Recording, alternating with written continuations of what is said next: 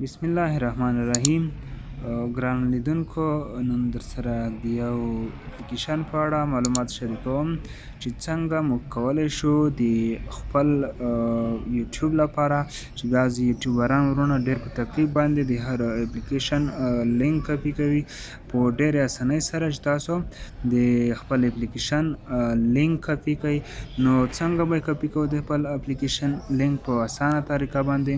نو زه به د همدې اپلیکیشن لینک هم ستاسو ته په ډسکرپشن کې هم واچوم او زما د ټلیګرام په ګروپ کې هم شته، که چېرته زما سره په ټلیګرام کې یاست هلته هم پیدا کولی شئ. نو دا ها اپلیکیشن ده چې ډېر په اسانه او ساده طریقه سره بغیر د انټرنیټ څخه تاسو د هر پروګرام اپلیکیشن کاپي کولی شئ. نو د اپلیکیشن د معرفي کولو نه مخکې که چېرته تاسو زموږ په چینل کې نوي یاست نو ضرور زموږ چینل در سره سبسکرایب کړئ او په څنګ کې د بیل آیکن هم ووهئ تر څو زموږ ښایسته ښایسته ویډیوګانې تاسو ته له هر چا مخکې در ورسیږي. نو راځو اپلیکیشن ته مو راګرځوم.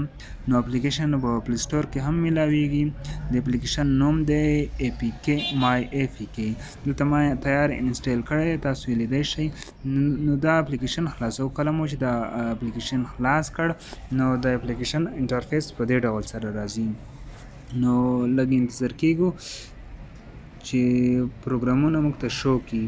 نو دا ها اپلیکیشن ښکاره کوي کوم چې زموږ سره زموږ په موبایل کې انسټال شوي، یعنې په موبایل کې موجود وي. اوس تاسو چې وغواړئ د هر پروګرام اپلیکیشن ډېر په اسانۍ سره کاپي کولی شئ.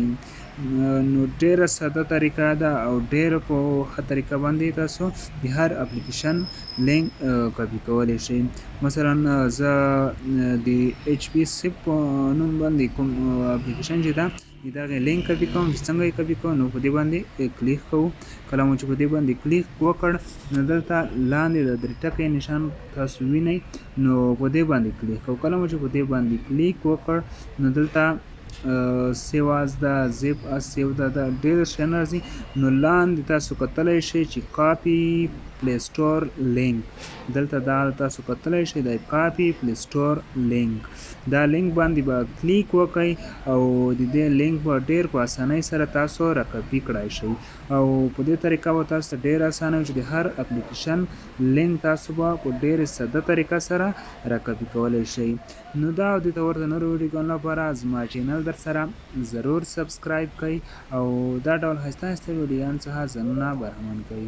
نو د اوس لپاره مو په خدای سپارم، د خدای په امان. او دې ته ورته لکه کوم اپلیکیشن چې د HB سیپ کوم چې ما ایډیټ کړی دی یا جوړ کړی دی نو دا هم تاسو ته د طریقه ښایم چې څنګه یو پروګرام یعنې د بل چا پروګرام تاسو خپل نوم ته اړولی شئ، د هغې زنګونه، عکسونه، هر څه ګیم هر څه بدلولی شئ، په خپل نوم یې کولی شئ. نو هغه اپلیکیشن هم درته ښایم ډېر په ساده او اسانه طریقه باندې. نو د اوس لپاره هم په خدای سپارم او چینل در سره ضرور سبسکرایب کړئ.